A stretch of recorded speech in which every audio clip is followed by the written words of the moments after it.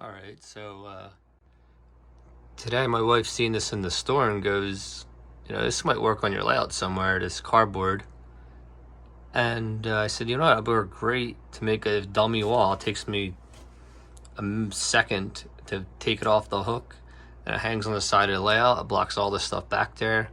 I do have a TV back there I watch while I'm working on the layout. But I just wanted to take pictures and highlight this area for now. What I'm doing here is all the rock was kind of this light color. And I bought some paint for $1.50 today, some craft paint, acrylic paint. And I'm basically applying a wash to these stones. So right here we got a light, a dark, and a really dark. And we just take your brush, and where it's real white right here, come back, give it a little wash, and let it kind of run. Now I'll just spot here, a little darker, and that's all. This is a curve obviously here. So how I achieve this, I got Sculpt the mold and mixed it a little bit thick and had it in Woodland Scenics molds. Let it dry a tiny bit, maybe like 5 minutes. Then you press it to where you need it on the mountain. It usually takes shape. You might want to pre-soak your area before you apply to Sculpt the mold. Sometimes it's tricky to get the stick. And then once it was dry enough, I just put some hot glue gun behind it just to make sure. I'll show you this side of the cut through. This came out really dark. I kind of just roughed it in there. A little different appearance, but over here, we put it in the molds.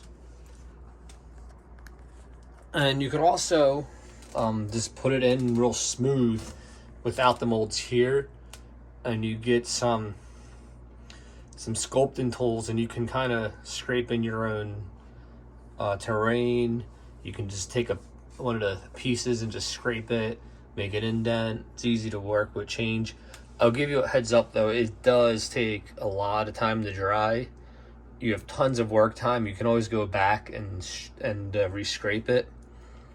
If you want one to dry, it's not a big deal.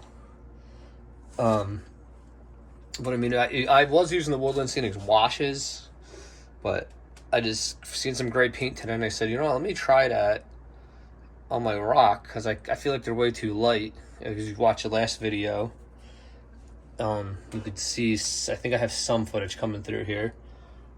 But here's where we're at. And I'll probably work on another area tomorrow. I'll show you guys that. So thanks all for the positive comments, all the subscriptions, and pretty shortly for Yo-Scout folks, I think we're going to be heading over there to run some modern equipment. I think is the plan, and I'll definitely have video of that. And I should have another layout update tomorrow to show you guys what I'm working on. But stay tuned, and anybody who's not subscribed, just get subscribed, that'd be great. And well, like I said, we'll have weekly updates. My goal is to get a lot of this done before springtime. And even then, hopefully still working the layout once things get real busy with other stuff. But till then, thank you, and Happy New Year, everyone. Alright, so I figured I would show this area as well. So all I did here was put some cardboard against the framework, the wood.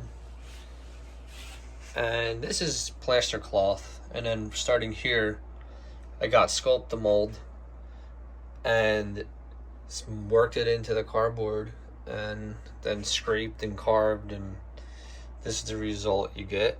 I'm gonna go back and wash more of this, a little darker. This is gonna end up being some foliage, some stuff growing. If anybody's seen this hole here, I gotta put a switch motor in there before I fill that hole in, make sure everything's right. I can access from the underside of the layout behind there if I need to.